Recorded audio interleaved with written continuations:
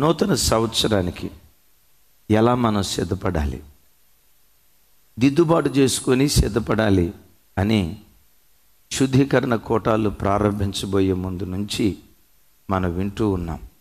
పాతవి గతించెను, ఇదిగో సమస్తము కొత్తవాయను.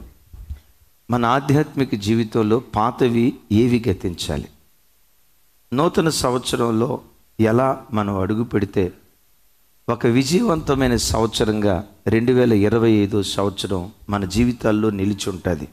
రండి వాక్యాన్ని ధ్యానించుదాం. యెషయా గ్రంథం 62వ అధ్యాయం 10వ వచనం నేను చదువుతాను, నాతో కలిసి అందరూ. గుమ్మముల ద్వారా రండి రండి, జనములకు త్రోవ సిద్ధపరచుడి, రాజమార్గమును చక్కపరచుడి చక్కపరచుడి, రాళ్లను ఏరి పారవేయుడి, జనములు చూచున్నట్లు ధ్వజమెత్తుడి. ఇశ్రాయేలు ప్రజలు రాజమార్గంలో నడుస్తున్నారు. రాజమార్గంలో నడుస్తున్న ఇశ్రాయేలీలను చూసి, ఇశ్రాయేలీలారా రాజమార్గాన్ని చక్కపరచండి. చక్కపరచడానికి ఏముందయ్యా? రాజమార్గంలో రాళ్ళు ఉన్నాయి. రాళ్ళను అలాగే ఉంచి రాజమార్గంలో మీరు నడిస్తే సుమి ప్రమాదం కలుగుతుంది, అపాయం కలుగుతుంది. రాజమార్గంలో ఉన్న రాళ్లను జాగ్రత్తగా గమనించి ఒక్కొక్క దాన్ని ఏరి పారవేయండి. మీరు అలా చేస్తే జనములు చూచున్నట్లుగా మీరు ధ్వజమెత్తబోతూ ఉన్నారు అంటాడు. ధ్వజం అనే మాటకు ఇంగ్లీష్లో బ్యానర్ అనే పదం వాడబడింది. ఆటల పోటీలు ఉన్నాయి. ఆ ఆటల పోటీల్లో 20 దేశాలు, 25 దేశాలు, 10 దేశాలు పాలు పంపులు పొందుతాయి. సెమీఫైనల్స్ అని, క్వార్టర్ ఫైనల్స్ అని, ఫైనల్స్. ఇక ఫైనల్స్ అంతా అయిపోయిన తర్వాత ఒక జాతీయ జెండా ఆ గ్రౌండ్ అంతా రెపరెపలాడుతుంది. ఓడిన వారి జెండా రెపరెపలాడుతుందా, గెలిచిన వారి జెండా రెపరెపలాడుతుందా? ఎస్, ఏ దేశ ప్రజలు గెలిచారో ఆ దేశ జాతీయ జెండా మైదానం అంతా రెపరెపలాడుతుంది. దానినే ధ్వజము అంటారు. ఆ దేశపు జెండా రెపరెపలాడుతూ ఉంటే ప్రపంచంలో ఉన్న ప్రజలందరూ కళ్ళారా చూసి ఆ దేశం గెలిచిందట్రా, ఆ దేశం విజేతగా నిలవబడిందట్రా, ఆ దేశం ఈ పోటీలో నిలవబడి అఖండమైన విజయాన్ని సాధించిందట్రా అని ఘనంగా మాట్లాడతారు కదా. 2025 సంవత్సరంలో నిన్ను చూసిన జనులు ఇదే మాట వారి నోట దేవుడుంచునుగాక. నువ్వు గెలిచావు అన్న వార్త వాళ్ళు విందురుగాక. నీవు నీ పిల్లలు గెలిచిన సమాచారం వారి కళ్ళతో చూసి వారి దేవుడు వారిని గెలిపించాడు, వారు విజేతలుగా నిలవబడ్డారు. అఖండమైన విజయాన్ని వారి ఆధ్యాత్మిక జీవితంలో, వారి వ్యాపారాలలో, వారి ఉద్యోగ స్థలాల్లో వారికి దేవుడు అనుగ్రహించాడని నిన్ను చూసిన అన్య ప్రజలు ఈ మాట మాట్లాడుకొందురుగాక. మంచిది. జనులు చూచున్నట్లుగా మన కుటుంబాలు ధ్వజమెత్తాలి. జనులు చూచున్నట్లుగా మన సంఘాలు, మన పిల్లలు ధ్వజమెత్తాలి. అయితే ధ్వజమెత్తాలంటే ఒక ప్రమాదం ఏంటో తెలుసా? మనం దొడ్డి మార్గంలో లేం, దొంగ మార్గంలో అంతకంటా లేం. రారాజును కలుసుకోవటానికి రాజమార్గం గుండా మనం ప్రయాణమే వెళ్తూ ఉన్నాం. ఏ మార్గంలో ఉన్నాం? దొడ్డి మార్గమా, రాజమార్గమా? ఇది దొంగదారా, ముఖద్వారమా?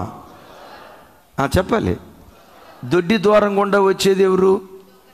ఎవడాడు? దొంగ. రైట్. మనం రాజమార్గం గుండా ప్రయాణమే వెళ్తున్నాం.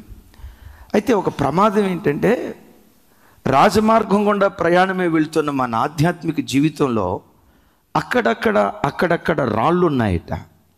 దేవుడు అంటాడు, జై జెండా మీరు ఎగరవేయునట్లుగా రాజమార్గంలో ఉన్న రాళ్లను ఏరి నిర్దాక్షిణంగా వాటిని పారవేయండి మాట్లాడుతున్నాడు. నిజమే, రాజమార్గంలో రాళ్ళుంటే చాలా ప్రమాదం.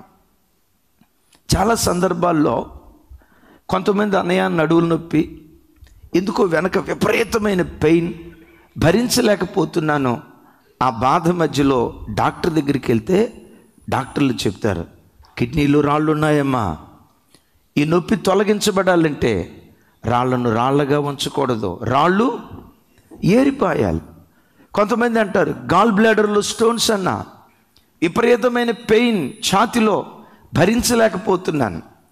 ఆ బిడ్డ నెమ్మదిగా బ్రతకాలంటే రాళ్ళు ఏరి పారవేయాలి. అక్కడ దాకెందుకు? రాళ్ళు ఏరటం అంటే పాతకాలపు స్త్రీలకు బహు సుపరిచితం. ఏంటి చెప్పండి? ఏమేరేవాళ్ళు? చాట్లో బియ్యం వేసుకొని ఇట్లా ఎగరేస్తా కొన్ని రాళ్ళు అటని. మరి ఆ రాళ్ళలో ఏ మాధుర్యం ఉందో నాకు తెలియదు. చిన్నతనంలో తల్లులు చాట పట్టుకొని రాళ్ళు ఏడతా కిందేసే రాళ్ళు తక్కువ. అమ్మ, మీలో ఎవరైనా రాళ్ళు తిన్న వాళ్ళు ఉన్నారా? ఇప్పుడు చేతులు ఎత్తరలేండి కదా. మరి విచిత్రం ఏంటో. సరే, రాళ్లను ఏరి పారవేయుడి మాట్లాడుతున్నాడు. రాజమార్గంలో రాళ్ళు ఎంత ప్రమాదమో 2-3 సంఘటనలు చెప్తాను. అది 2011 సంవత్సరం. నేను దైవ సేవకురాలు చింతల్ ఓ ప్రాంతంలో ప్రార్థనకు వెళ్ళి ముగించుకొని రాత్రి 11 ఆ ప్రాంతంలో తిరిగి వస్తూ ఉన్నాం. సబ్స్టేషన్ దాటాం. ఇంకొంచెం ముందుకు వస్తే జీడిమెట్ల బస్ డిపో, అక్కడ బ్లేడ్ కంపెనీ ఉంది చూసారా? అక్కడ ఒక చిన్న టర్నింగ్, చీకటిగా ఉంది, లైట్ లేదు అక్కడ. అలాగని పెద్ద స్పీడ్ ఏమి లేని బండి మీద, 2 వీలర్ మీద 45, ఇంకంతకు మించి ఎక్కువ ఉన్నట్లు గుర్తులేదు. ఆ స్పీడ్తో వెళ్తూ ఉంటుండగా ఎదురుగా ఒక చిన్నపాటి గనిట్రాయి, పెద్ద రాయి ఏం కాదు, మనుషుని చేయంత గనిట్రాయి నేల మీద పడి ఉంది. ఆడకొచ్చిన తర్వాత సడన్గా చీకట్లో కనపడింది. బ్రేక్ వేసాను, ఏం జరిగిందో తెలియదు. కొంచెం స్పీడ్తో ఆ బండరాయి అట్లా దాటేనండి. నాకు బాగా గుర్తు, ఒకేసారి ఇట్లా హై జంప్ చేసినట్లుగా బండి మీద నుంచి ఇట్లా ఎగిరి మరలా బండి మీద కూర్చున్నాను. నా వెనకున్న దైవ సేవకురాలు వెనకలా లేచి నేల మీద దబేలుమని పడిపోయింది. పడిపోవటంతో లేవట్లా, వచ్చి చేయి పట్టుకొని లేపుతూ ఉంటే ఇక్కడ భుజం దగ్గర ఎముకుంది చూసారా, కొంత భాగం విరిగి బయటకు వచ్చేసింది. ఎందుకు ఆ ప్రమాదం కలిగింది, ఎందుకు అపాయం కలిగింది అంటే రాజమార్గంలో రాళ్ళు ఉన్నాయి. దైవజనమా, రారాజైన యేసుక్రీస్తు వారిని మనం కలుసుకోవటానికి 2025 సంవత్సరంలో రారాజైన యేసుక్రీస్తు వారి ద్వారా జై జెండా ఎగరవేయటానికి ఇప్పుడు మనం ప్రయాణమే వెళ్ళబోతున్నాం కదా. రాజమార్గంలో నీకే ప్రమాదం కలగకుండా ఉండునట్లుగా రాళ్ళు ఏరి పారవేసే వ్యక్తులుగా మన ముందుముగాక. కిడ్నీలో ఉన్న రాళ్ళు ఏరి పారటం మనకు తెలిసింది, బియ్యంలో ఉన్న రాళ్ళు ఏరి పారటం మనకు తెలిసింది, ఎస్, గాల్ బ్లాడర్లో ఉన్న రాళ్ళు ఏరి పారటం మనకు తెలిసింది. వాటికి మించి నీ ఆధ్యాత్మిక జీవితంలో ఉన్న రాళ్ళు యేసు నామం పేరిట ఈ సంవత్సరాంతంలో ఏరి పారవేయుదుగాక. ఏరి పారవేయకపోతే ఎంత ప్రమాదమో. దేవుడు సంఘాన్ని ద్రాక్ష తోటతో పోలుస్తూ ఆ కాలంలో ఇశ్రాయేలీలు, ఈ కాలంలో క్రొత్త నిబంధన సంఘం. చూడండి, యెషయా గ్రంథం 5వ అధ్యాయం, 5వ అధ్యాయం 5వ అధ్యాయం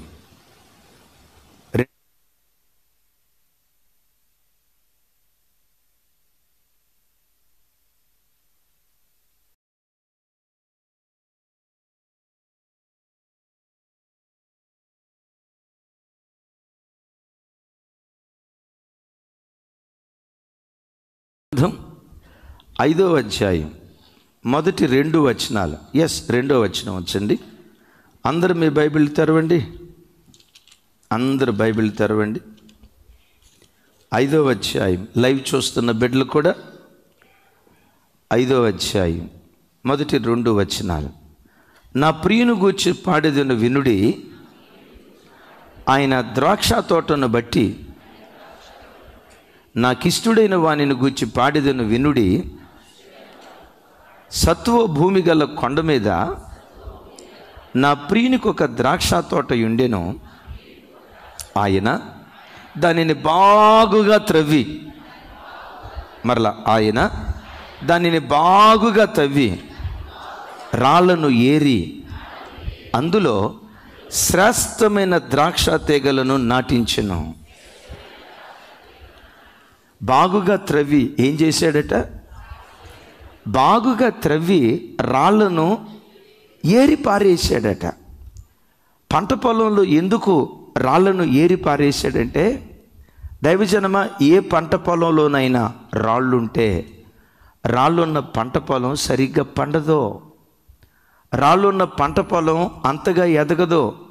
రాతి నేల మీద పడిన విత్తనం మొలకెత్తింది కానీ అది ఎదగలేకపోయింది. ఎందుకు అది ఎదగలేకపోయింది అంటే, వాక్యంలో అక్కడ రాయబడిన మాట, వేరు లేనందున. ఓ చెట్టు ఎదగాలంటే వేరు లోతుగా పారాలి. వేరు లోతుగా పారాలి అంటే ఏముండకూడదు అక్కడ? చెప్పాలి. దైవజనమ, ఇక్కడ ద్రాక్ష తోట అంటున్నాడు కదా, చూడండి. పాత నిబంధనలో ఇశ్రాయేలీలను ద్రాక్ష తోటతో పోల్చాడు. ఈ క్రొత్త నిబంధన కాలంలో ద్రాక్ష తోట ఏదయ్యి అంటే, యేసుక్రీస్తు స్వరక్తంతో కడగబడిన జీవము కలిగిన దేవుని సంఘమే ఈ ద్రాక్ష తోట. ఈ ద్రాక్ష తోటగా పిలువబడుతున్న ఈ తోటలో ద్రాక్ష చెట్టు యేసుక్రీస్తు వారైతే, ఆయనలో ఉన్న తీగలం మీరు నేను. యేసయ్య అంటారు కదా, నేను మంచి ద్రాక్షవల్లిని, మీరు నాలో తీగలై ఉన్నారు.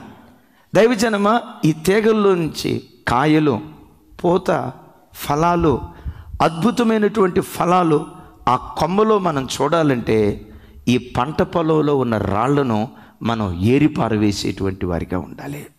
Praise the lord. దైవజనమ, 2024 సంవత్సరం నీ ఆధ్యాత్మిక జీవితం ఎలా సాగిందో అది అలా ప్రక్కన పెట్టు. రాగల 2025 సంవత్సరం ఒక మాట అడుగు, దేవా 2025లో నా ఆధ్యాత్మిక జీవితం 30 దొంతులుగా 60 దొంతులుగా, ఈ రెండు కాదయ్యా, 100కి 100 పాళ్ళు ఫలించే కృప నాకు దయచేయి. 30 దొంతులుగా ఫలించి నేను ఆకూడదయ్యా, 60 దొంతులుగా ఫలించి నేను ఆకూడదయ్యా. 100కి 100 పాళ్ళు నేను, నా కుటుంబం, నా పిల్లలు, నా సంఘములో ఉన్న ప్రతి బిడ్డ 100కి 100 పాళ్ళు ఫలించే అనుభవం మాకు దయచేయ్యా. అలా మనం ఫలించాలంటే నీ పంట పొలములో ఉన్న రాళ్లను నిర్దాక్షిణంగా ఏరి పారవేసే వ్యక్తిగా ఉందువుగాక.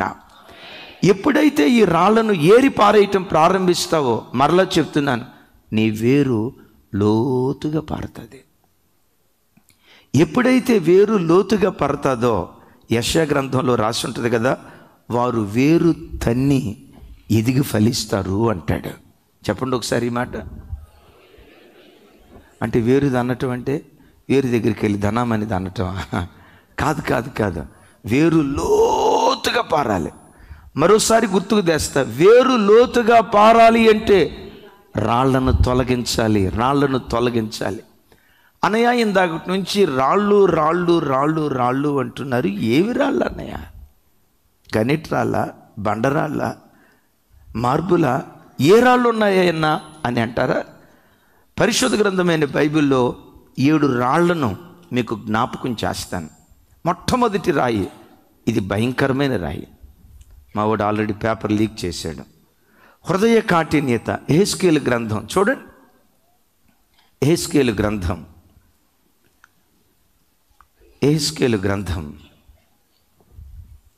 36వ అధ్యాయం 26వ వచనం. నాతో కలిసి, నూతన హృదయము మీకు ఇచ్చేదను, నూతన స్వభావం మీకు కలుగు చేసేదను. ఇక్కడి నుంచి, రాతి గుండె మీలో నుండి తీసివేసి మాంసపు గుండెను మీకు ఇచ్చేదను. నాతో కలిసి చెప్పండి, రాతి గుండె మీలో నుండి తీసివేసి మాంసపు గుండెను మీకు ఇచ్చేదను. నా వైపు చూసి సమాధానం చెప్పండి. ఇంతకీ మనలో ఉన్న మొట్టమొదటి రాయేది? రాతి గుండె. లోకంలో ఏ మనిషిని చూసినా రాతి హృదయం.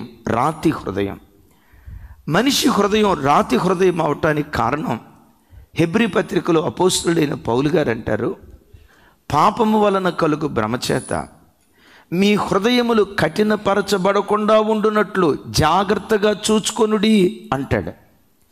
వాస్తవంగా మనిషిది మాంసపు గుండె, కానీ ఎప్పుడైతే మనిషి జీవితంలో పాపం జొరబడిందో పాపం ప్రతి మనిషి హృదయాన్ని రాయిలాగా కఠినంగా మార్చింది. నీళ్లున్నాయి, మామూలుగా మన కుండల్లో ఉంచితే నీళ్లు ద్రావకం. అదే నీళ్లను ఫ్రిడ్జ్లో పెట్టామనుకో, ద్రావకంగా ఉన్న నీళ్లు గడ్డలాగా మారిపోతాయి. ఫ్రిడ్జ్లో పెట్టినప్పుడు నీళ్ళు ఎట్లా గడ్డగా మారిపోతాయో, ఒక వ్యక్తి జీవితంలో పాపం ప్రవేశించిందంటే పాపం ప్రవేశించిన వాని హృదయం రాయి ఎంత కఠినంగా ఉంటుందో పాపం చేసేవాని హృదయం కూడా అంతే కఠినంగా ఉంటుంది. మీరు ఎక్కడైనా చూడండి, తప్పు చేసిన వ్యక్తి, అయ్యా నేను తప్పు చేశా, ఇది నా వలన జరిగిన పొరపాటు అని వెంటనే ఎవడు చెప్పాడు నీకు? వాడిని నా ముందుకు తీసుకురా, సరే ఈ రుజువులతో సహా వాడిని ముందుకు తీసుకొచ్చి ఇలా చేసేవట కదరా అంటే అప్పుడేమంటాడు తెలుసా? అసలు నాకు చెప్పండి, మన చర్చిలో తప్పు చేయని వాళ్ళు ఎవరో నాకు చెప్పు, అసలు ఈ భూమి మీద తప్పు చేయని వాళ్ళు ఎవరో నాకు చెప్పు అని వితండంగా వాదిస్తాడు. కానీ ఐ డన్ దిస్ మిస్టేక్, నా వలన ఈ పొరపాటు జరిగింది, నేను ఈ తప్పు చేశానని ఏ వ్యక్తి హృదయపు లోతులో నుంచి పశ్చాత్తాపడడం. దైవజనమా, వాక్యం అనే విత్తనం నీలో ఫలించాలన్నా 30 60 100 ఆ వాక్యం నీలో వ్యాపించాలన్నా మొట్టమొదట హృదయం రాతి హృదయంగా ఉంటే పరిస్థితి ఎలా ఉంటుందో, సహజంగా మనిషి స్వభావం ఇంకా ఎలా ఉందో ఇశ్రాయేలీలు గూర్చి యెషయా గ్రంథంలో దేవుడు మాట్లాడుతూ ఇలా అంటాడు. యెషయా గ్రంథం 48వ అధ్యాయం 4వ వచనం. ఒకసారి నాతో కలిసి, నీవు మూర్ఖుడవనియు నీ మెడ ఎనపరారమనియు నీ నిదురు ఎత్తడిదనియు నేను ఎరుగుదును. ఒకసారి చూడండి, ఎవరిని గూర్చి దేవుడి మాట మాట్లాడాడు తల్లి? నా వైపు చూసి చెప్పండి. అన్యులను గూర్చి కాదు, గొర్రెపిల్ల రక్తముతో విమోచించబడిన ఇశ్రాయేలు ప్రజలను గూర్చి దేవుడు వాడుతున్న కఠినమైన పదజాలం చూడండి. నీవు మూర్ఖుడివి.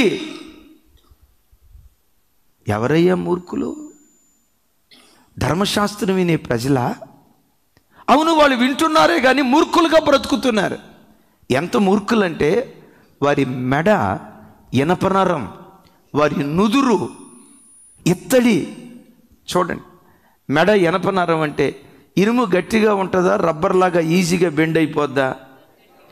మీ మెడ ఇనపనరం అంటాడు. చూడండి చూడండి, ఏది ఇనపనరం అంట? మీ మెడ ఇనపనరం, ఇనుము గట్టిగా ఉంటుంది కదా. దీని అర్థం ఏంటో తెలుసా? నేను ఎంత చెప్పినా మీరు లోబడరో, నా మాటకు విధేయత చూపరో, మీ మెడ ఇనపనరం. దేవుడు మాట్లాడుతూ ఉన్నాడు. అక్కడ దాకెందుకండి? మీరు ఎక్కడైనా బండి పార్క్ చేయడానికి వెళ్ళారు, ఆ పార్కింగ్ ప్లేస్లో సెక్యూరిటీయో వాలంటీరియో నిలవబడ్డాడు. మీరు ఇక్కడ పార్క్ చేయబోతున్నారు.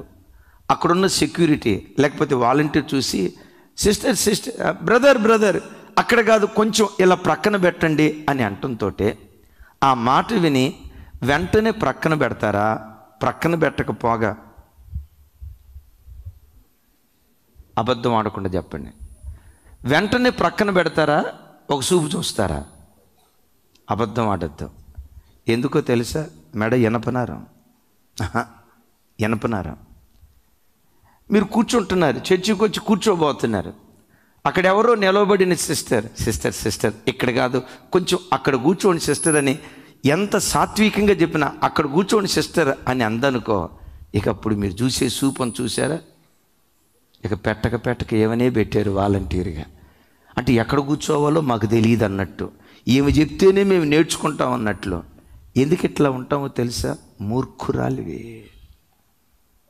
నీ మెడ ఇనపనరం, నీ నుదురు ఎత్తడి. దేవుడు ఎంత మాట్లాడినా ఆ ప్రజలు లోబడనోళ్ళని స్థితిలో మెడేమో ఇనపనరం, నుదురేమో ఎత్తడి, హృదయమేమో అంటే ఎక్కడ భూమి లోపట ఉన్నటువంటి ఖనిజ పదార్థాలన్నీ వీడి లోపట ఉన్నాయి. హృదయమేమో రాతిమయం, నుదిరేమో ఎత్తడి, మెడేమో. ఇశ్రాయేలు ప్రజలు ఇలా బ్రతకటాన్ని బట్టి దేవుడు స్థలంలో అంటాడు, నేను ఎంత చెప్పినా మీరు లోబట్టలేదు కదా, రాతి హృదయంతో మీరు బ్రతుకుతున్నారు కదా, కఠినమైన హృదయంతో బ్రతుకుతున్నారు కదా, కాఠిన్యత అనే రాళ్లను ఏరకుండా ఎంత కఠినంగా మీరు బ్రతుకుతున్నారు కదా, నా మాట మీరు వినలేదు గనుక నేను మీ జీవితంలో ఏం చేయబోతున్నానో ద్వితీయోపదేశకాండంలో దేవుడు అంటారు. చూడండి, ద్వితీయోపదేశకాండం 28వ అధ్యాయం 23వ వచనం. నాతో కలిసి, నీ తలపై నీ ఆకాశము ఎత్తడి వలె ఉండును, నీ క్రిందనున్న నేల ఇనుము వలె ఉండును. మన మెడ ఎలా ఉంది? అక్కడ అంటాడు కదా, మన మెడ ఎలా ఉంది? ఇనుము అంటాడు. నుదురు ఎలా ఉంది? ఎత్తడు అంటాడు. మీ మెడ నుదురు ఎలా ఉన్నది కనుక నేనేం చేయబోతున్నానో తెలుసా? ఆకాశాన్ని ఎత్తడిలాగా చేస్తా, భూమిని ఇనుములాగా నేను చేస్తా. ఎత్తడి అంటే మీకు ఒక మాట తెలిసి ఉండొచ్చు, కంచు మోగునట్లు కనకంబు మోగున. విన్నారు కదా? ఆకాశం ఎత్తడిలాగా ఉండటం అంటే ఏంటంటే డమడమా డమడమా డమడమా డమడమా వర్షం వచ్చినప్పుడు శబ్దం వస్తుంది కానీ సొక్క వర్షం కూడా రాదు. ఇది ఎత్తడి. నువ్వు అనుకుంటావు, అరే ఉరువు ఇక్కడే పడినట్టుందే, వర్షం లేదే, చూస్తే వర్షం వచ్చినట్లుందే, మేఘావృతం అయ్యిందే, ఉరుములు మెరుపులు ఈ ధ్వని వినబడుతుంది కానీ చుక్క వర్షం కూడా రావట్లేదే అని అంటావు. కారణం ఏంటో తెలుసా? ఆకాశాన్ని దేవుడు ఎలా చేశాడట? చెప్పాలి. ఆకాశాన్ని ఇనుములాగా చేశాడట. బిడ్డ, రాతి హృదయం నీలో ఉంటే దేవుని దీవెనకు నువ్వు నోచుకొని పరిస్థితులు మిగిలిపోతావు. దేవుని దీవెన వచ్చినట్లుగానే ఉంటుంది, నోటుకొచ్చినట్లుగానే ఉంటుంది, దొరికినట్లుగానే ఉంటుంది.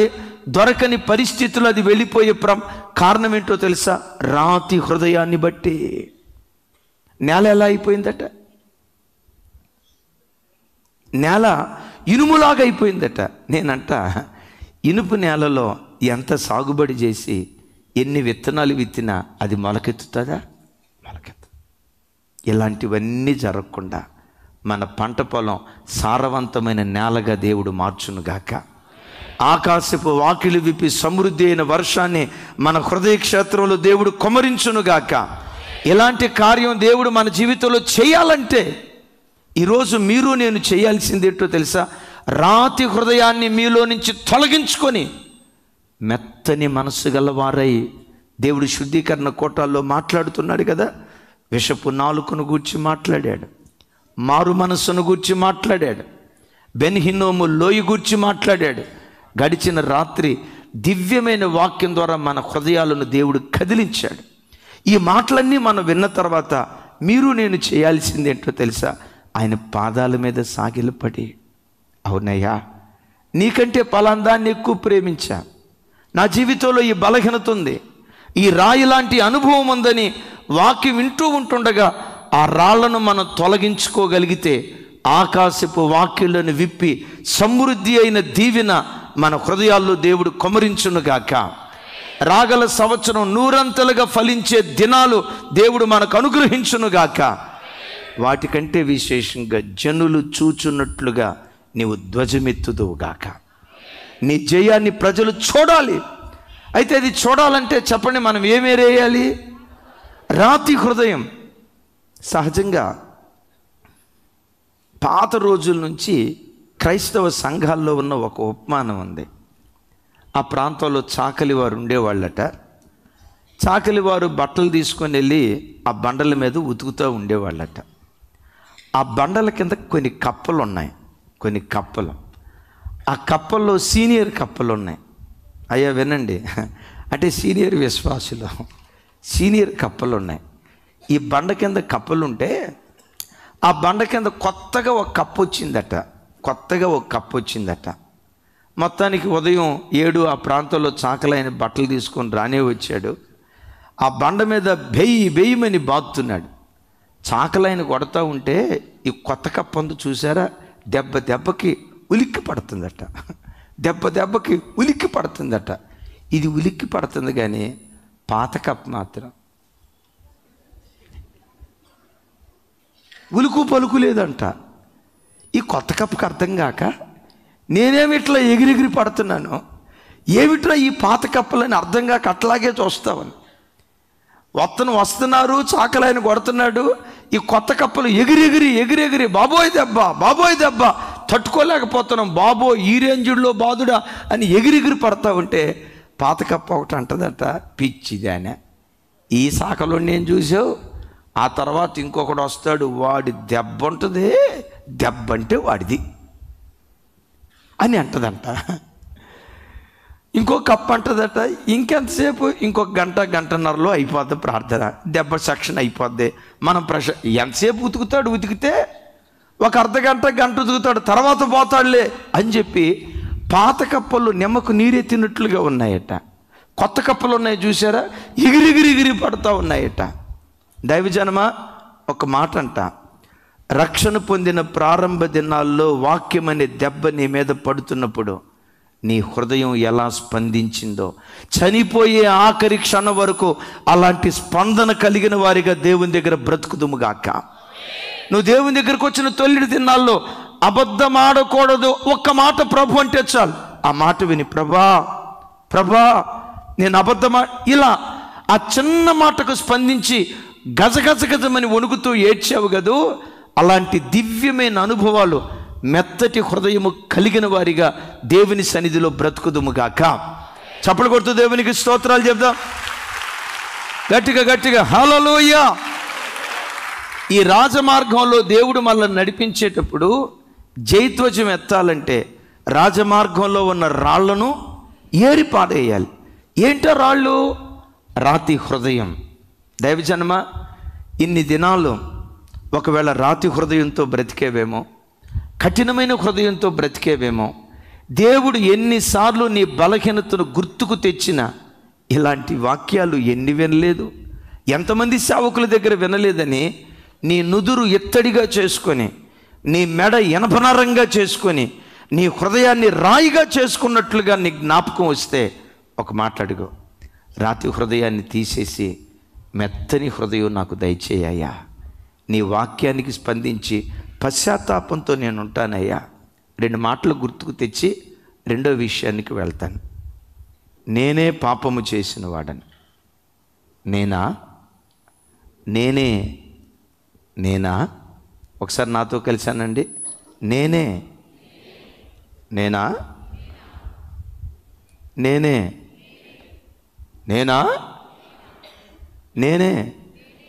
నేనా ఎవరన్నారు ఈ మాటలు? అందుకని పొద్దున్నే లేవటంతో వాక్యం వినమనేది. పాపము చేసిన వాడును నేనే, దావీదు రొమ్ము కొట్టుకుంటూ ఏడ్చాడు. పశ్చాత్తాపడిన దావీదుకు శాశ్వత కృపనిచ్చాడు. మీలో ఒకడు నన్ను అప్పగించబోతున్నాడు, ఆల్రెడీ బేరమాడాడు, ఎలాంటి చీకటి కార్యక్రమం చేయబోతున్నాడు అని 12 మందితో అంటే 11 మంది అన్నారు, నేనా ప్రభువా అన్నారు. వారితో పాటు ఇస్కరియోతు యోధా ఏమన్నాడు తెలుసా? నేనా అనాలా, దావీదులాగా నేనే అనాలా? నేనా అని ఎందుకన్నాడు తెలుసా? హృదయం రాతి హృదయం.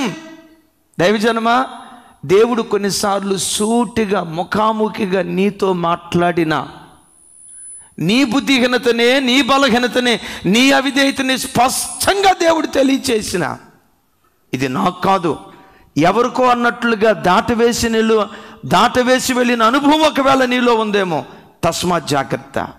ఇస్కరియోతు యోధా అన్నాడు, నేనా అన్నాడు. చూడండి, నేనా అన్న తర్వాత ప్రభు మౌనం కాలేదు. ఏమన్నాడు? నీవన్నట్టే. ఓ మాట అడుగుతానండి, నీవన్నట్టే అని ఇంత స్పష్టంగా మాట్లాడిన తర్వాత యోధా ఏం చేయాలి?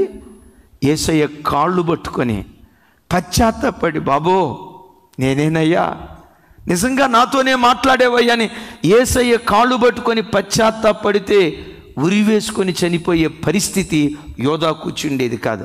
చాలాసార్లు చెప్తా కదా, అపోస్తులుడైన పౌలు వారి స్థానం యోధా స్థానం అట. అంత బలమైన పనిముట్టుగా వాడబడవలసిన వాడు ఎందుకు ఎలాంటి ముగింపు వచ్చిందో తెలుసా?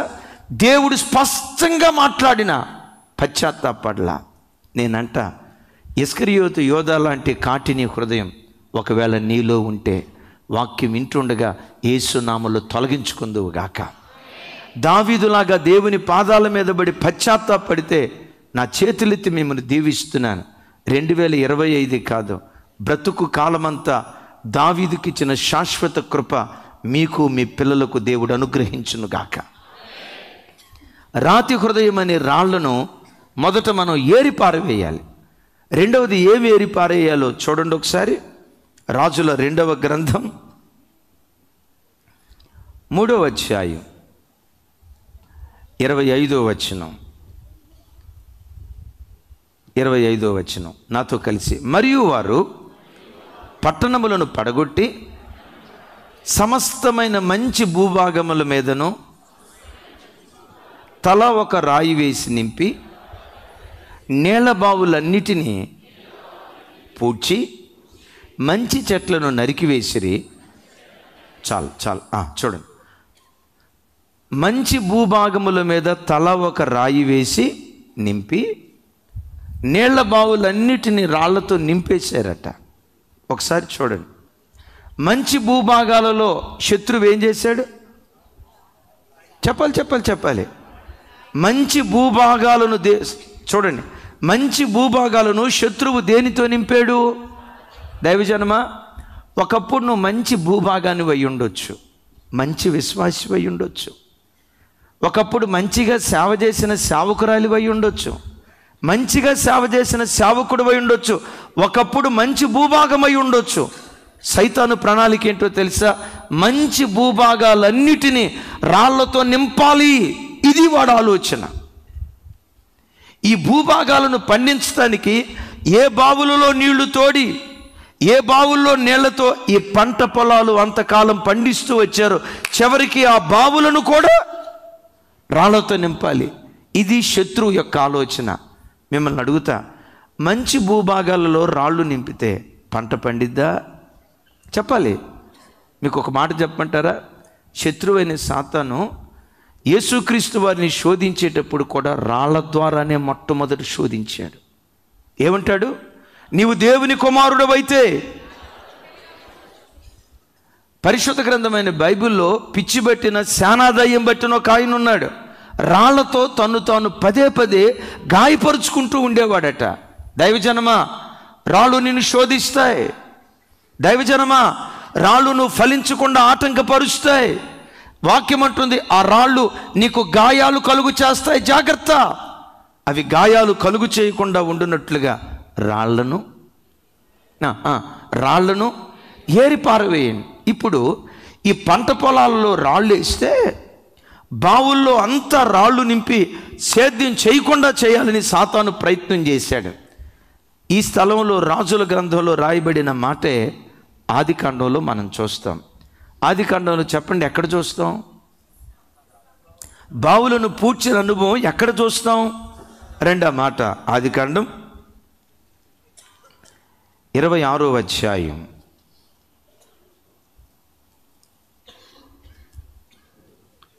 15వ వచనం నాతో కలిసి. అతని తండ్రి అయిన అబ్రహాము దినములలో అతని తండ్రి దాసులు త్రవ్విన బావులన్నిటినీ ఫిలిష్తీయులు మన్ను పోసి పూడ్చివేసిరి. అప్పుడు తన తండ్రి అయిన అబ్రహాము దినములలో త్రవ్విన నీళ్ల బావులను ఇస్సాకు తిరిగి తవ్వించెను.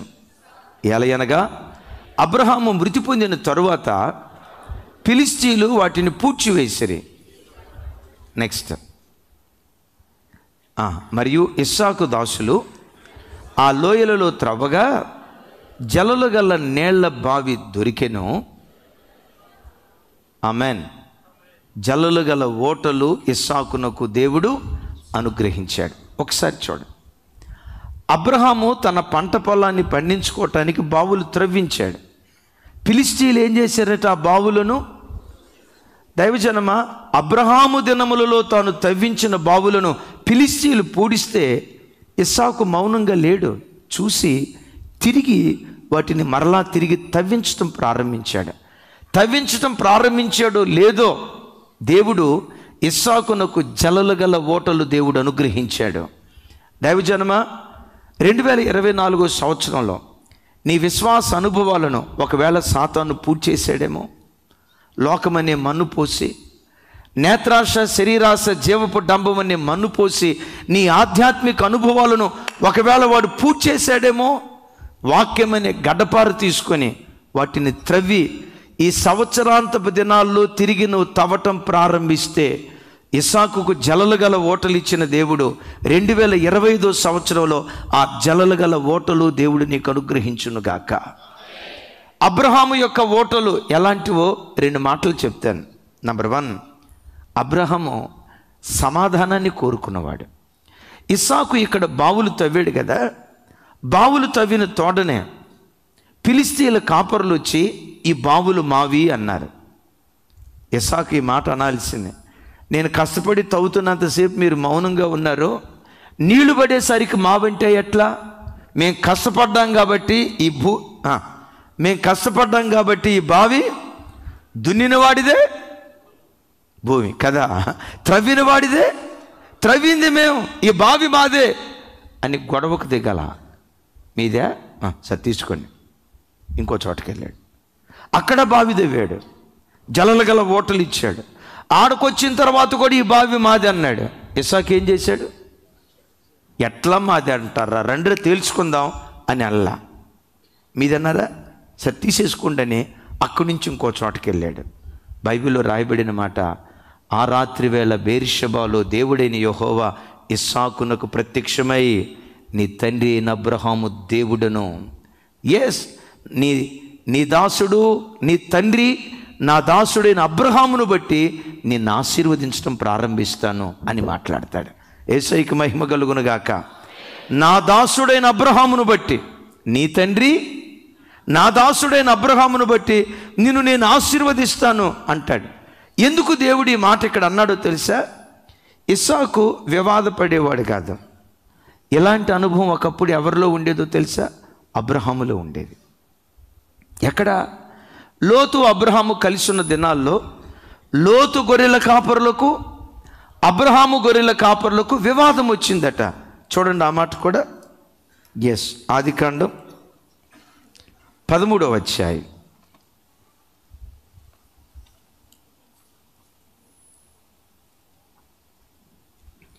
ఆదికాండం 13వ అధ్యాయం 7వ వచనం నుంచి 9వ వచనం వరకు. 7వ వచనం నుంచి 9వ వచనం వరకు. అప్పుడు అబ్రహాము పశువుల కాపరులకును లోతు పశువుల కాపరులకును కలహము పుట్టెను. ఆ కాలమందు కనానీయులు, పెరిజీయులు ఆ దేశములో కాపురముండిరి. ఎందుకు ఈ మాట రాసి ఉందంటే, ఈ కాపరులు గొడవపడే స్వభావం వాళ్ళ దగ్గర నేర్చుకున్నారు. ఎవరి దగ్గర? కనానీయుల దగ్గర, పెరిజీయుల దగ్గర గొడవపడే స్వభావం నేర్చుకున్నారు. లోతు గొర్రెల కాపరులకు, అబ్రహాము గొర్రెల కాపరులకు మధ్యలో వివాదం జరిగింది, కలహం జరిగింది. కలహం జరిగిందన్న వార్త అబ్రహాము విన్నాడు. ఎంత పెద్దరికంగా ప్రవర్తించాడో చూడండి. 9వ వచనం, 8వ వచనం, 8 నాతో కలిసి. కాబట్టి అబ్రహాము, మనము బంధువులము గనుక నాకు నీకును, నా పశువుల కాపర్లకును నీ పశువుల కాపర్లకును కలహం ఉండకూడదు. నువ్వు తూర్పుకు వెళ్తే నేను పడమటికి వెళ్తా, నువ్వు పడమటికి వెళ్తే నేను తూర్పుకు వెళ్తానని అబ్రహాం ఏం చేశాడో తెలుసా? కలహం జరిగే ఆ స్థలం నుండి దూరంగా పారిపోయాడట. కలహం జరుగుతున్న ఆ స్థలం నుండి, చెప్పండి ఏం చేశాడు? అబ్రహాం పెద్దోడు కదా. నేనంట అబ్రహాము స్థానంలో ఇంకొక వ్యక్తి ఉంటే మొటామేస్త్రి అయి ఉండేవాడు, తప్పకుండా మొటామేస్త్రి అయి ఉండేవాడు. రేయ్ లోతా, చిన్న వయసులో తండ్రి చచ్చిపోతే నేను పెంచింది ఎవర్రా? నేను కదా. చారదీసింది నేను కదా. నీ దమ్మెంతో నా దమ్మెంతో తేల్చుకున్నావు రారా అని కలహానికి దిగేవాడు ఇంకొక వ్యక్తి అయితే. కానీ అబ్రహాం ఏం చేశాడు తెలుసా? మనం బంధువులం, మన మధ్యలో వివాదం ఉండకూడదు. నువ్వు తూర్పుకు వెళ్తానంటావా, నేను పడమరకు వెళ్తా. నువ్వు పడమరకు వెళ్తానంటావా, నేను తూర్పుకు వెళ్తానని కలహానికి దూరంగా పారిపోయాడు అబ్రహాం. తండ్రిలో ఏది చూశాడో ఇస్సాకు అదే నేర్చుకొని కలహానికి దూరంగా వెళ్ళిపోయాడు. తమ్ముడు, చెల్లి, 2024 సంవత్సరంలో ఎవరితోనైనా కలహపడినట్లుగా నీ జ్ఞాపకం ఉందా? కుటుంబీకులతో కలహపడినట్లుగా నీ జ్ఞాపకం ఉందా? సంఘానికి వచ్చే బిడ్డలతో ఎవరితోనైనా కలహపడినట్లుగా నీ జ్ఞాపకం ఉందా? ఉద్యోగ స్థలములో ఎవరితోనైనా కలహపడినట్లుగా నీ జ్ఞాపకం ఉందా? అబ్రహాము లాంటి అనుభవాలుగా నీ అనుభవాలు ఉండునట్లుగా యేసు నామం పేరిట కలహానికి దూరంగా పారిపోదుంగాక. రాత్రి మన వాక్యం విన్నాం కదా, వీధులన్నీ వేటితో నిండుకున్నాయంట. చెప్పాలి. ఏ వీధిలో చూసినా శవాల గుట్ట, చంపినోళ్ళు, చంపబడిన వాళ్ళ శవాల గుట్ట ఏ వీధిలో చూసినా. తల్లి, నా వైపు చూడు. నువ్వు చంపినోళ్ళు చర్చిలో ఎంతమంది ఉన్నారో ఒకసారి చూడు. నువ్వు చంపినోళ్ళు వీధి దగ్గర ఎంతమంది ఉన్నారో చూడు. నీ మాటల ద్వారా చంపబడి మానసికంగా కృంగిపోతున్న వ్యక్తులు నువ్వు బ్రతుకుతున్న చోట, ఉద్యోగ స్థలంలో ఎంతమంది ఉన్నారో చూడు. ఈరోజు ప్రభు అంటాడు, ఇస్సాకులాగా, అబ్రహాములాగా కలహానికి దూరంగా పారిపోయే వ్యక్తులుగా దేవుడు మనలను బలపరుచును గాక. చప్పుడు కొడుతూ దేవునికి స్తోత్రాలు చెప్దాం. అంటే అబ్రహాము యొక్క అనుభవాలు ఏవో అద్భుతం, ఇస్సాకు యొక్క అనుభవాలు కూడా అవే. అబ్రహాము లోతుతో వివాదపడలేదు. ఓ మాట అంటాడు, మనము బంధువులము గనుక మన మధ్యలో, మీరు ఎప్పుడు ఒక మాట అనాలి, మన విశ్వాసులము గనుక మన మధ్యలో కలహం ఉండకూడదు. మనం క్రైస్తవులము గనుక మన మధ్యలో కలహం ఉండకూడదు. యేసుక్రీస్తు రక్తముతో విమోచించబడిన వ్యక్తులము గనుక మన మధ్యలో చిన్న చిన్న మనస్మర్థలు వస్తాయి అంటాడు కదా. సూర్యుడు అస్తమించే లోపే వారితో మనం సమాధాన పడాలి. వాక్యంలో రాసింది కదా, ఎవరితోనైనా కలహపడినట్లుగా నీ జ్ఞాపకం వస్తే ఈ సంవత్సరాంతపు దినాలలో కలహమనే రాళ్లను యేసు నామములో ఏరి పారవేయుదుగాక. ఇక్కడ ఈ మాటని ఇంకో కోణంలో చెప్తాను. అబ్రహాము దినములలో త్రవ్విన బావులను. ఈ మాటకున్న అర్థం ఏంటో తెలుసా? పూర్వదినాల్లో మనకుండే భక్తి ఉంది చూసారా? పూర్వదినాల్లో మనకుండే ఆత్మీయ స్థాయి ఉంది చూసారా? పూర్వదినాల్లో దేవుడంటే మన గుండెల్లో ఉన్న మక్కువ ఉంది చూసారా? ఆ పూర్వదినాల్లో ఉన్న భక్తిని రాళ్లతో కప్పి పెట్టాలి. ఇది సైతానుగాడి ప్రణాళిక.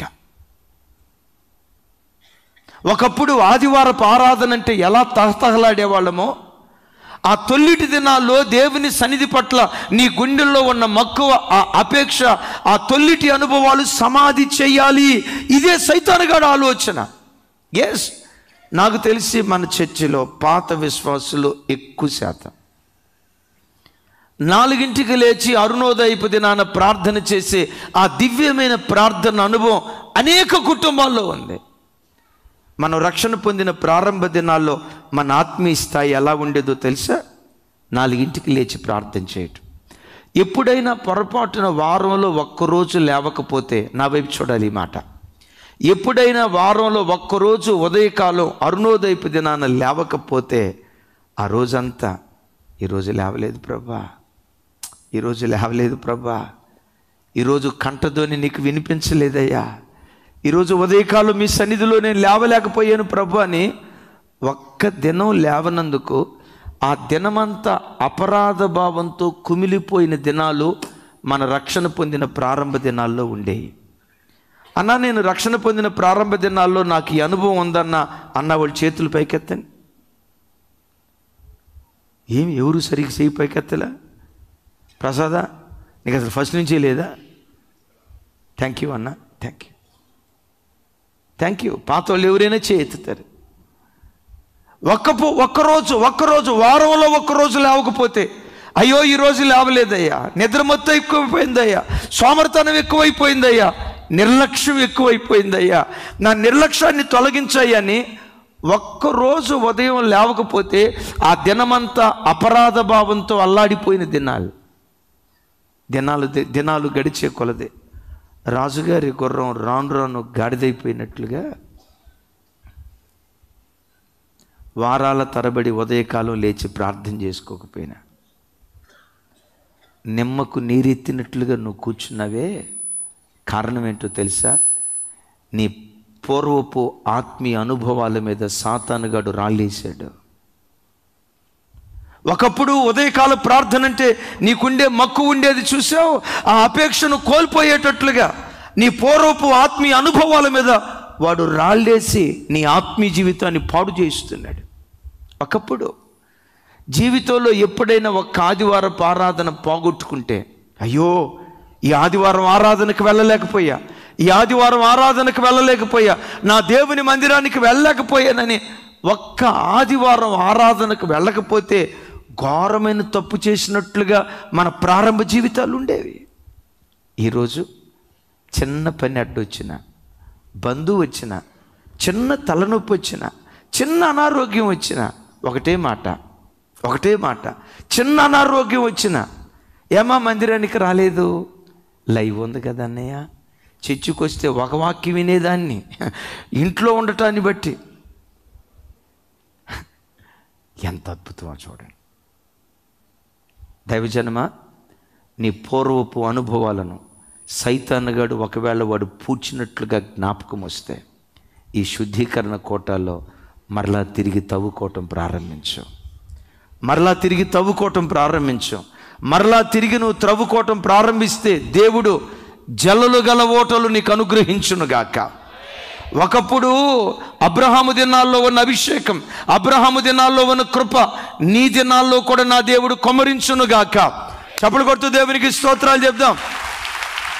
అబ్రహాము అనుభవాలే మన అనుభవాలుగా ఉండునట్లుగా ఆ పూర్వపు వైభవం మన ఒక్కొక్కరికి దయగల దేవుడు అనుగ్రహించునుగాక.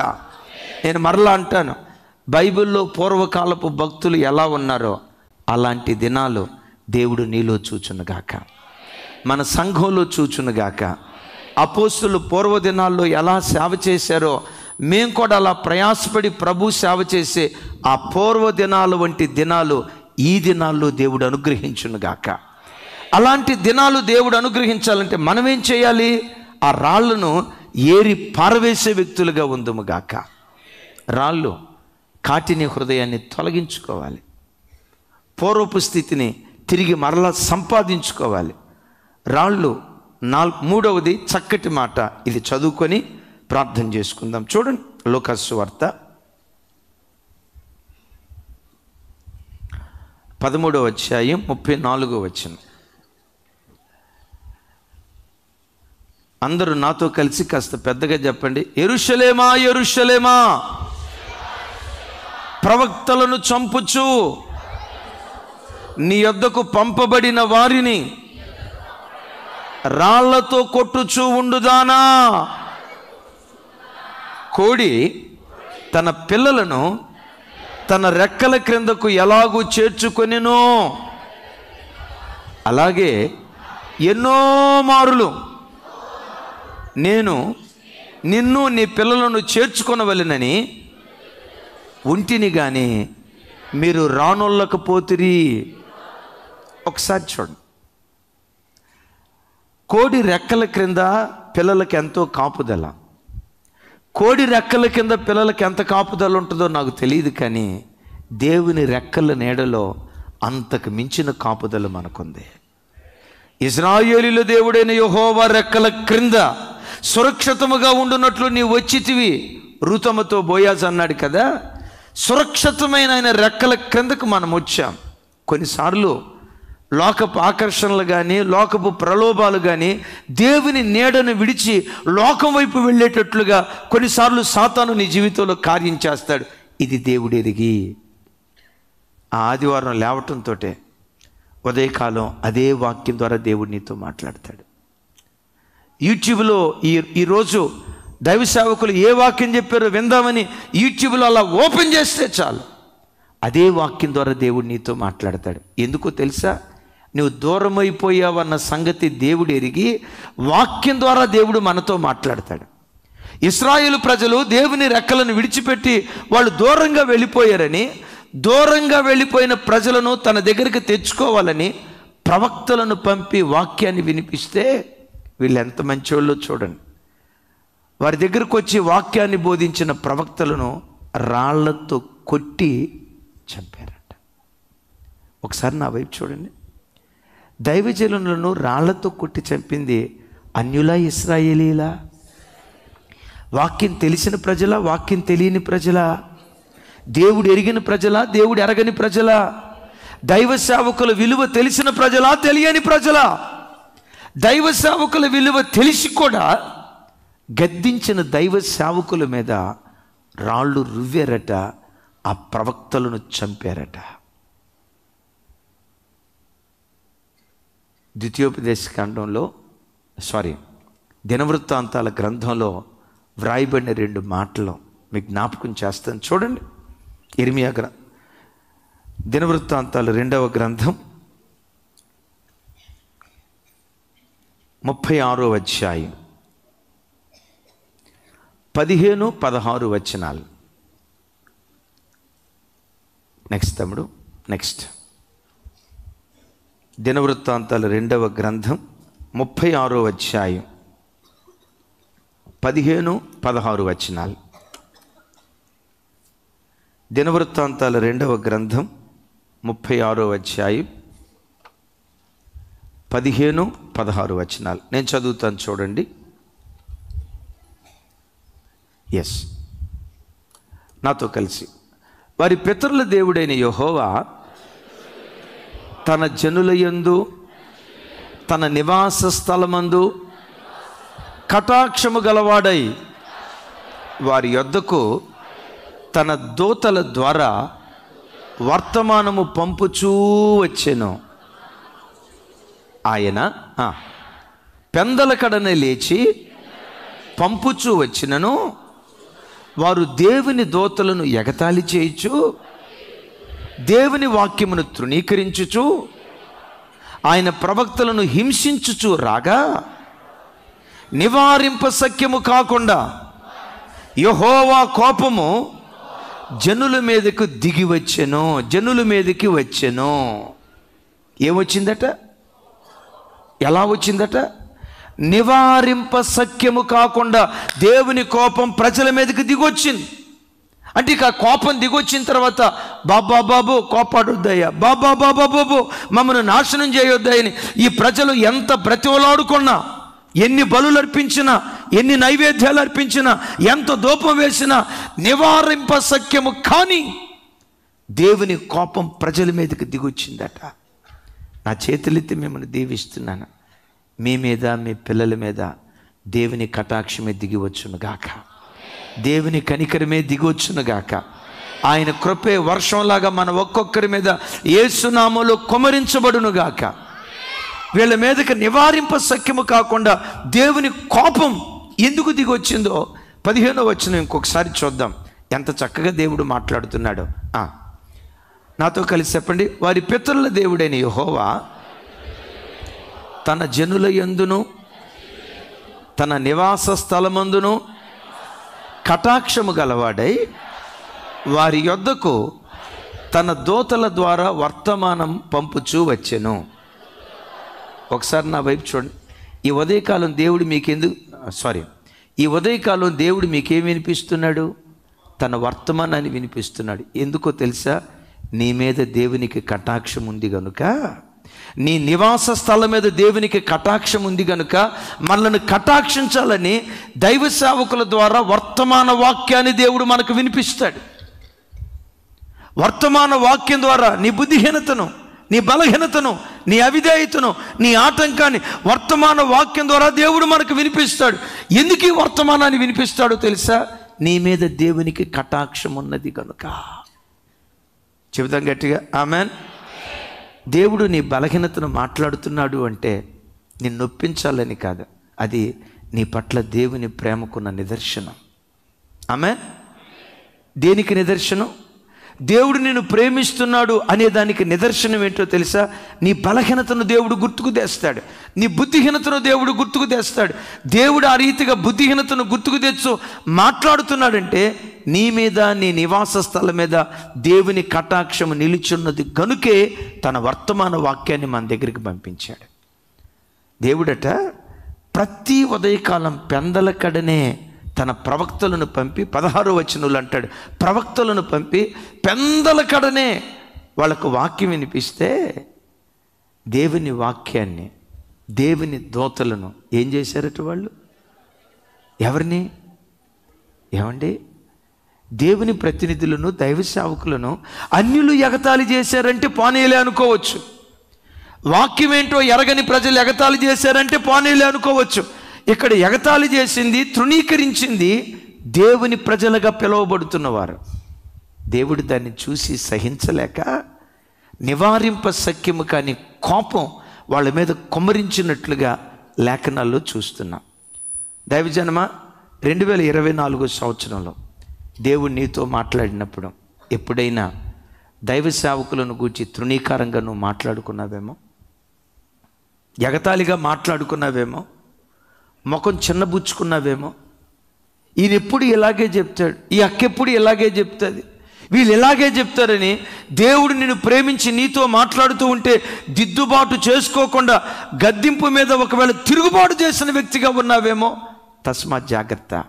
దేవుని కోపం మన మీద రగులుకోక మునిపే దేవుడు గద్దిస్తున్నప్పుడు ఆయన పాదములు ఎదుట సాగిలపడే కృప దేవుడు మనకు అనుగ్రహించునుగాక.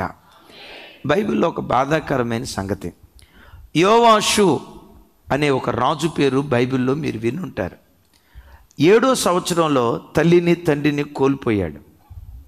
యెహోయాదా అనే ప్రధాన యాజకుడు 7 సంవత్సరాల చిన్న బిడ్డని మందిరంలోకి తీసుకొచ్చి 7 సంవత్సరాల వయసులో ఉన్న పసిబిడ్డను రాజుగా అభిషేకిస్తాడు. విన్నారా?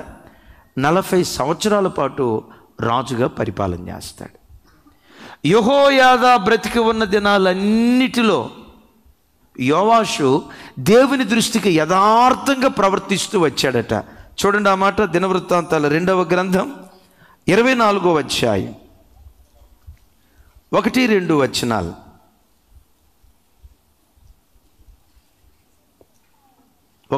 వచనాలు. నాతో కలిసి. యోవాషు ఏలన ఆరంభించినప్పుడు 7 సంవత్సరముల ఈడు గలవాడై యెరూషలేములో 40 ఏండ్లు ఏలెను. అతని తల్లి బేర్షెబా కాపురస్తురాలైన జిబ్యా యాజకుడైన యెహోయాదా బ్రతికి ఉన్న దినములన్నీ యోవాషు యెహోవా దృష్టికి యథార్థముగా ప్రవర్తించెను. చప్పలు కొడుతూ దేవునికి స్తోత్రాలు చెప్దాం. నా వైపు చూడండి. ఏ వయసులో రాజు అయ్యాడు? ఏమంటే 7 సంవత్సరాల అబ్బాయిని కూర్చోబెట్టి రాజు అని ప్రకటిస్తే జనాలు అంగీకరిస్తారా? నేను అప్పుడప్పుడు చెప్తా, రాహుల్ గాంధీ గారిని ఇప్పటికీ కొంతమంది అంగీకరించట్లే. చిన్నపిల్లోడు అంటున్నారు. 50 సంవత్సరాలు దాటిన ఆయన, 45-50 సంవత్సరాలు దాటిన రాహుల్ గాంధీ గారిని కొంతమంది అంగీకరించలేదంటే 7 సంవత్సరాల పసిబిడ్డను రాజుగా ఎవరైనా అంగీకరిస్తారా? అంగీకరించేటట్లుగా పెద్దరికం చేసింది ఎవరో తెలుసా? ప్రధాన యాజకుడైన యెహోయాదా. యెహోయాదా బ్రతికి ఉన్న దినాలన్నిట యథార్థంగా ప్రవర్తించాడట. మీరు నాకు సమాధానం చెప్పండి. బ్రతికి ఉన్న దినాలంతటిలో యథార్థంగా ప్రవర్తించాడంటే చనిపోయిన తర్వాత ప్రవర్తించలేదనే కదా. నేనంట, నీలో యాజకుడిని ఎప్పుడు బ్రతకని, నీలో ప్రవక్తను ఎప్పుడు బ్రతకని, గద్దించి బుద్ధి చెప్పే దైవ సేవకులను బ్రతికించుకో. ఈ మార్గంలో నడు, ఈ మార్గంలో నడవద్దు హెచ్చరిస్తూ బుద్ధి చెప్పే సేవకులను ఎప్పుడు నీ జీవితంలో బ్రతకని.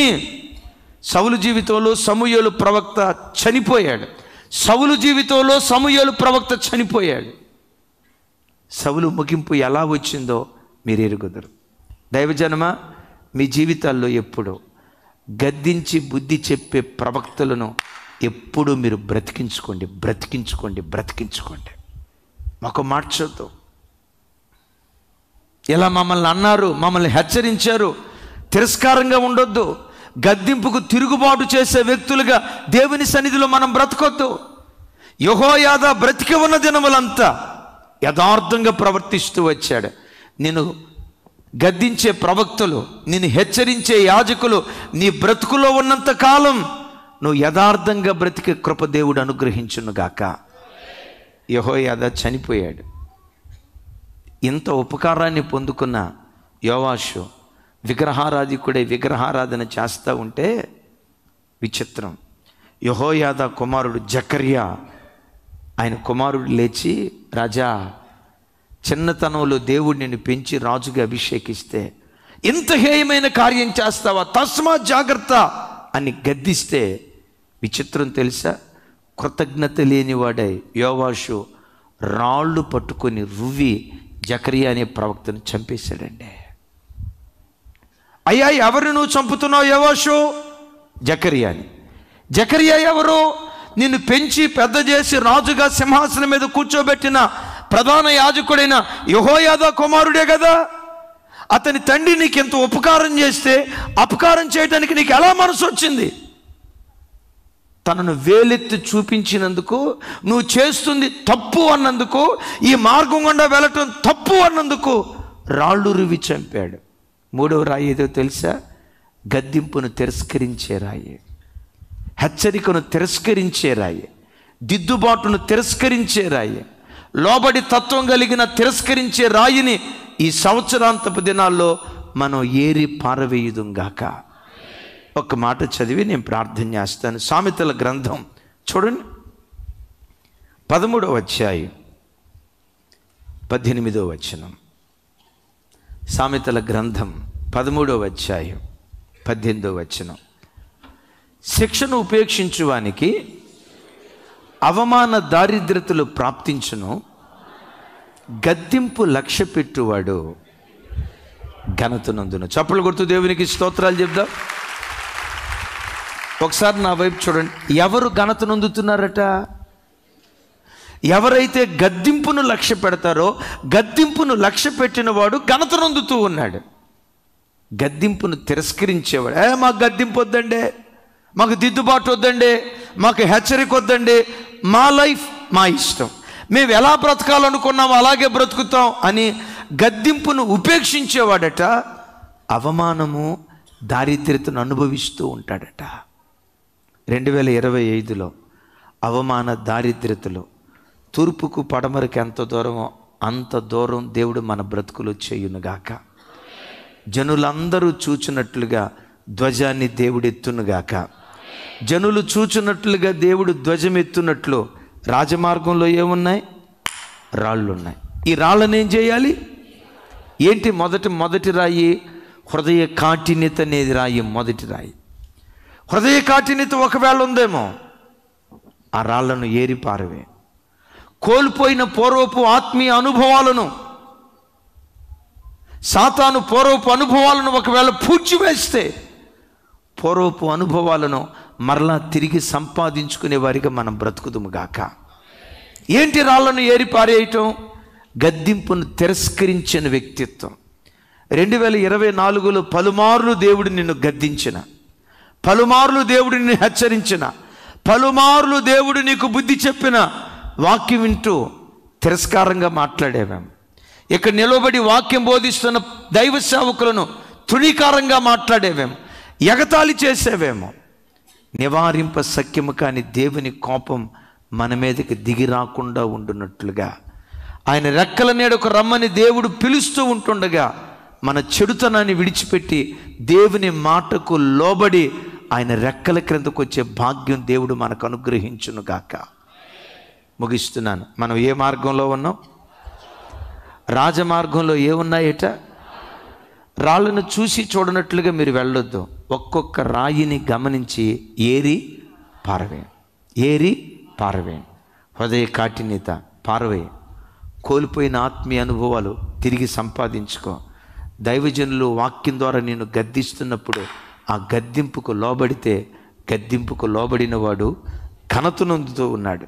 2025వ సంవత్సరంలో జయధ్వజంగా ఘనత నొందిన వారిగా దేవుడు మనలను చేయునుగాక.